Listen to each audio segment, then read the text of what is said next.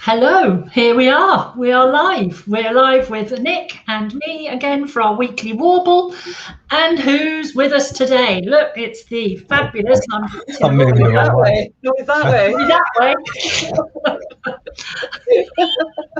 You didn't think this was going to be serious, did you, Paul? You didn't think I'd get this right, for goodness sake. How long have you known me? Anyway, over that way is the fabulous Paul Macro, who is joining us today, and he is going to tell us, aren't you, Paul, all about your last year, your mammoths, your fossils, and of course your jigsaws and photography. Indeed. So what have you got to tell us? Oh, blimey. Talk about on the spot, Wendy. Tell us about, why not start with your fossils, because that's really fascinating. Sorry? The fossils, it's really fascinating. Well, I just happen to have next to me, as if by magic. This is what I made earlier. So one of my my hobbies is fossil hunting on the Norfolk coast. You can't see it, but I've literally got a cabinet over there full to the brim with stuff. And this is, I've got to work out which. Oh no! That's the mirror effect. Oh wow! Yeah. What is it? This is a mammoth tooth. Wow! Well, I say a mammoth. It's part of a mammoth tooth. It's not a whole one. That's the first one I ever found. So that was quite exciting. But to give you an idea of the size of these things, this is the biggest mammoth tooth that I've ever found, which if I sort of, for some scale, I'm going the wrong way again. God, that's huge. There you go. That is huge. Yeah, and that's not the whole thing. That would have sort of just about there in real life. Oh my word! That's the biting plate. We're very blessed in Norfolk with our coastline, because you can literally just find them on the beach. That's where all the mine comes from. Which beaches were you on, Paul? I mean, anywhere from West Runton down to as far as Sea Pooling, I've heard about mammoth teeth being found, and bone, of course, as well. Yeah. And this is it's another tooth. It's a juvenile straight-tusked elephant tooth. Wow. And you can. How do you know that's a straight-tusked elephant's tooth as opposed to the other one? You just took the words right. If you look, you can see that there's like a diamond shape. Yeah. Yeah. Oh, yes. As opposed to not a diamond. Oh, right. That one's got like wiggly lines on it. Yeah. Yeah. So yeah, that's how you tell the difference between a straight tusked and also the colour as well. In between. Right. The brown colour is fascinating. So what was this project you were doing? I'll come on to that in a minute. This is probably my favourite tooth. Ah. That is a woolly rhino tooth. Woolly rhino? I didn't even know there was a woolly rhino. Never even heard of one. Yeah, Norfolk. Yeah. Wow. Because we used to be connected to Europe.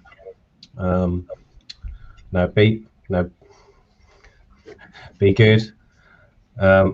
We're the area between us and Europe,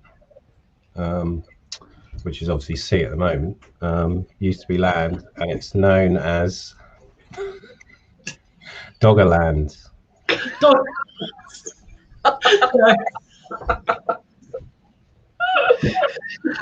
Okay, right. Let's get the face back again. And just to give you an idea of bone, so this is moving on from Doggerland to bone. This is This is part of a Wow. mammoth. That's part of a mammoth leg bone. Oh. Not the whole thing, obviously. So how big is a woolly mammoth then? Oh, it's huge. I mean, it's much bigger than a modern day elephant. I don't know exactly off the top of my head. I should do really, but yeah. So that's my. I mean, it's the thing I probably missed the most during all of this, because I'm in Norwich, which is, it's only 20 minutes from the coast, but you in lockdown, you couldn't even go to the coast for a walk, so really missed that. I used to spend hours and hours just wandering along. I'd always come home with something.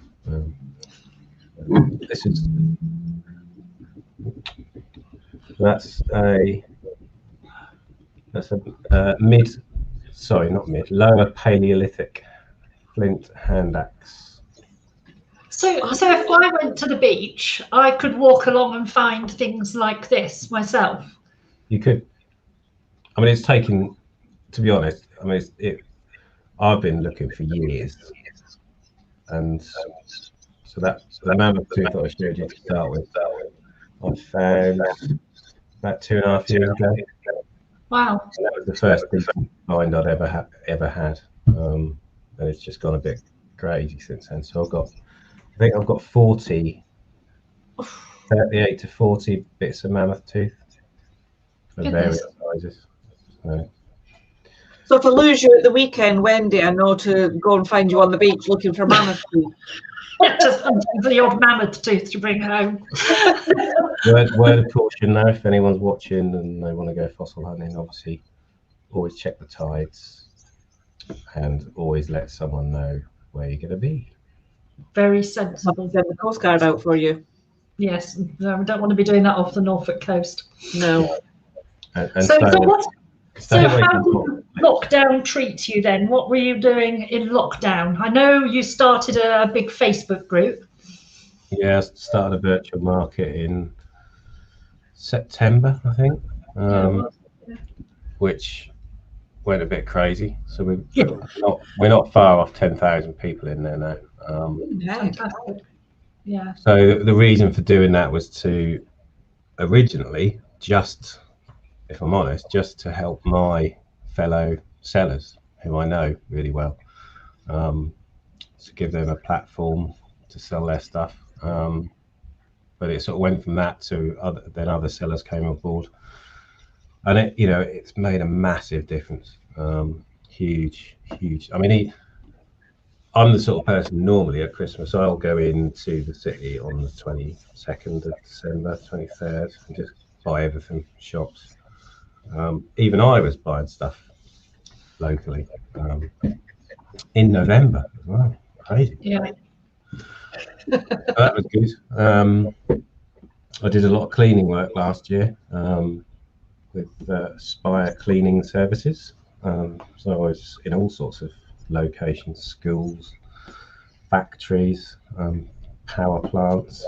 So that was during the big lockdown, which, apart from helping me financially, obviously, I think it sort of saved me mentally as well, because it meant I was getting out of the house, because all of these places were, that we were cleaning, we did care homes and stuff, so they needed to be done, and it meant I could get out and well, I would say see human beings. We didn't really see many human beings, but that was good. And I said to my daughter and stepdaughter, and they're both, well, actually, I was going to say 16. Bethany's 17. What I said to them is, if last year I sort of taught them anything, is you just got to do whatever you've got to do to pay the bills. If someone had said to me at the start of last year, you'll be cleaning, absolutely nothing against cleaners, because I now know that's an extremely difficult and hard working job to do. Oh yes. So that wasn't in my plans. No. For obvious reasons. No. But all of my, you know, I do a lot of events and pop-up shops. Obviously, they all went. Christmas was the biggest hit because all of the Christmas markets, you know, normally from the first weekend in November all the way up to Christmas, I don't have a day off at the weekend because I'm at one event or another, and of course, none of those went ahead. I would normally already be doing now, sort of planning the spring markets. They're not happening for obvious reasons. So who knows what the future holds this year? For, you know, it's going to affect. I know it's going to affect me for months to come. Yeah. I've already had big summer events cancelled, and they're cancelled. They're not. We might go ahead. They are cancelled. But you know, I'm still here. That's. Yeah. Yeah. Are you still doing your calendars and more jigsaws and things like that? Are you still getting out taking photographs? And Yeah, I mean, legally, I am allowed. yeah. Because obviously a landscape photographer can't work from home for obvious reasons. Morally, I'm not really going out and taking photos. I took a lot around Norwich. The only exception to that was when we had the snow.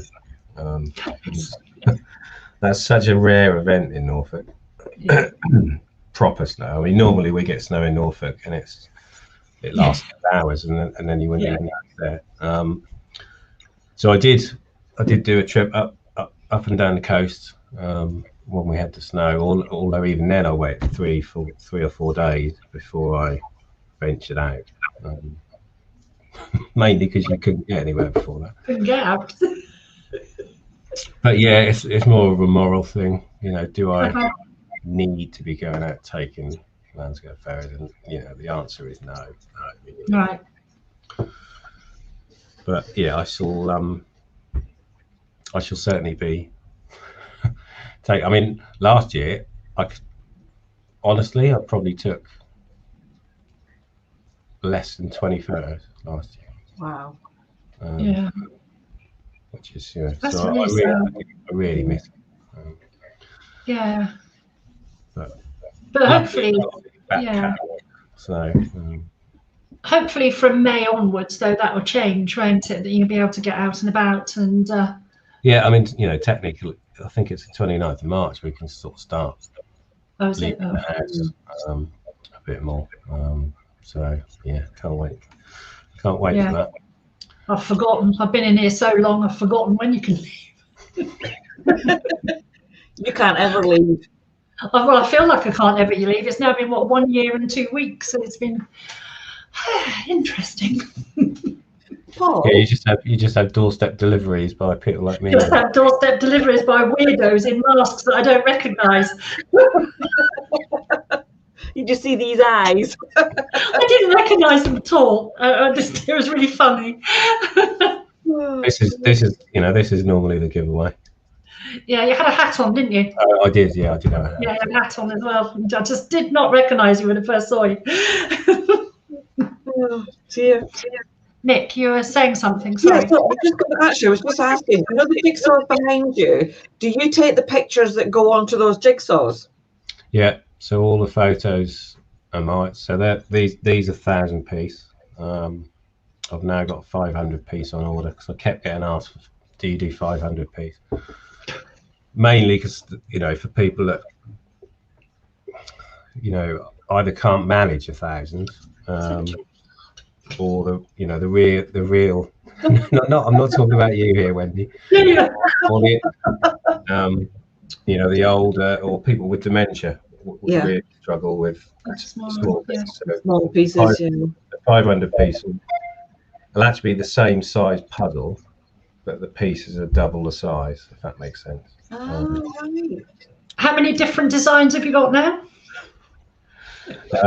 I've currently got 35 on the website. Wow.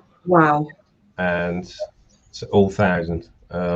And yesterday I've just added another 4 or 5, I think, some Southwold ones, and a Wow. phone, black and white with red phone boxes. So they're Oh, all. lovely. So, I mean, when lockdown hit, I literally just ordered 100 puzzles for all of my for all of last year's spring market events, which obviously didn't happen.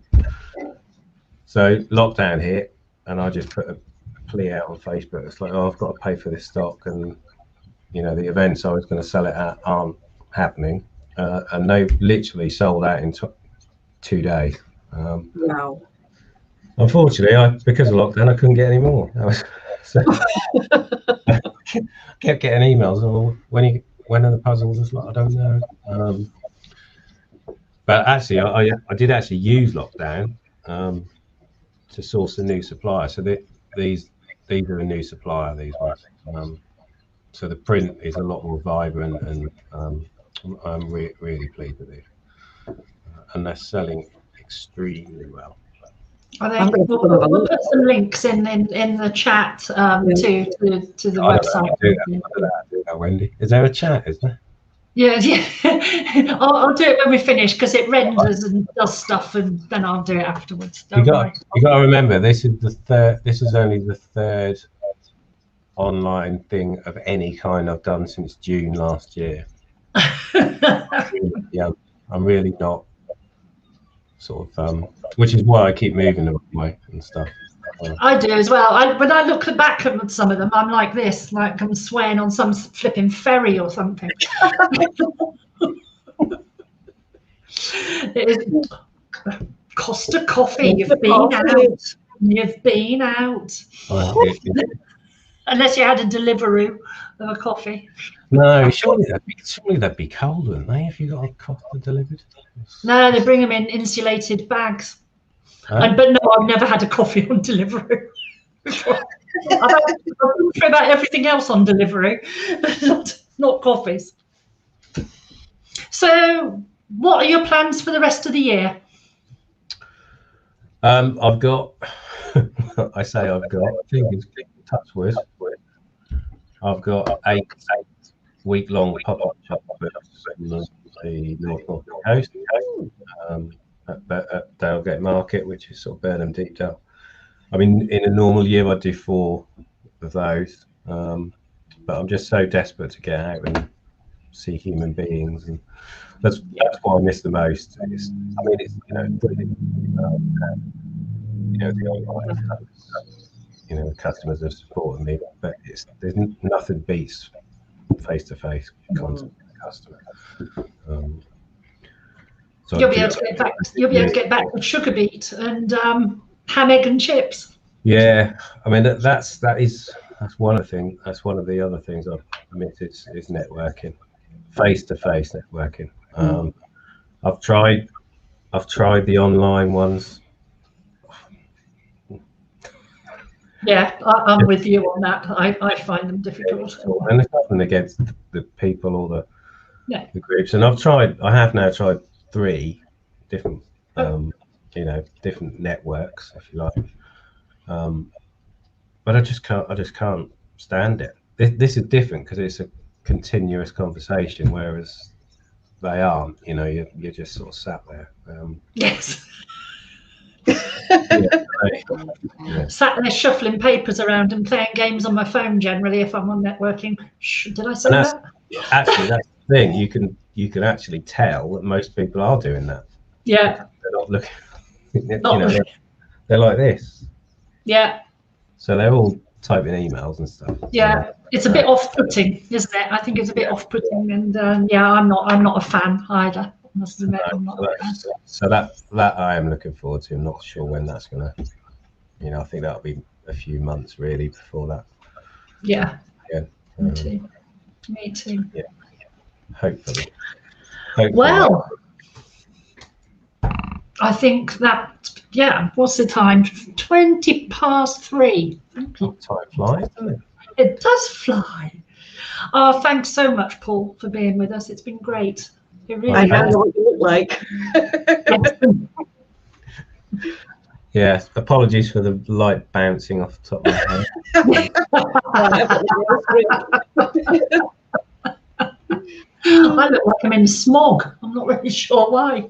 But You've got like little glittery stars on in the background now. It's like an old movie. Yeah.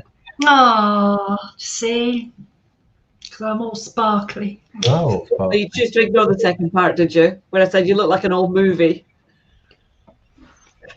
I don't mind. Actually, that's fine. I don't mind that. Sparkly's good though. Yeah, you have. You've got like little glitter bits all around. Oh, lovely.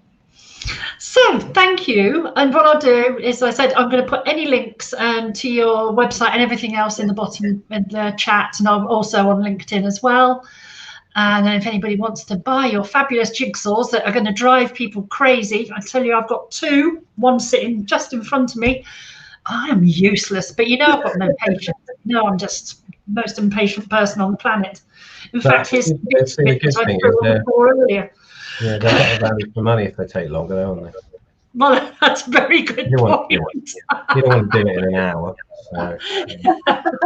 Yeah, good. I like that. Good value for money. I've got a friend who may or may not see this, called Nick Aldis, who does jigsaw puzzles. He loves them, and you know, he can do 1,000 pieces in half a day. No, he'll send me a photo and say, I've done it, and I think, how the heck did you do that? I can take a year. I think he'd struggle to do some of mine in half a day. Maybe that's a challenge. Maybe shall we challenge him to that? So Nick Aldis, I'm going to challenge you because I'm going to share this with you. Just give me 1 second. Are you going to pick one? Because that seal one at the top is going to be really difficult.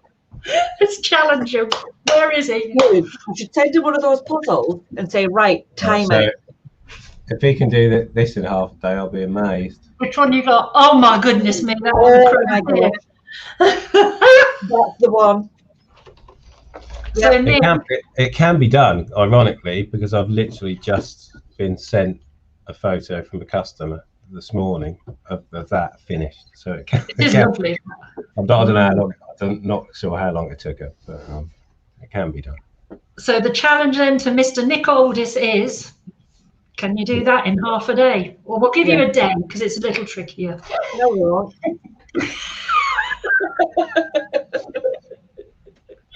And on that note, that's our interview with a client version 2. Oh, do you know, you're both leaning over to one side now, and it looks like you two are cuddling. It's really cute. I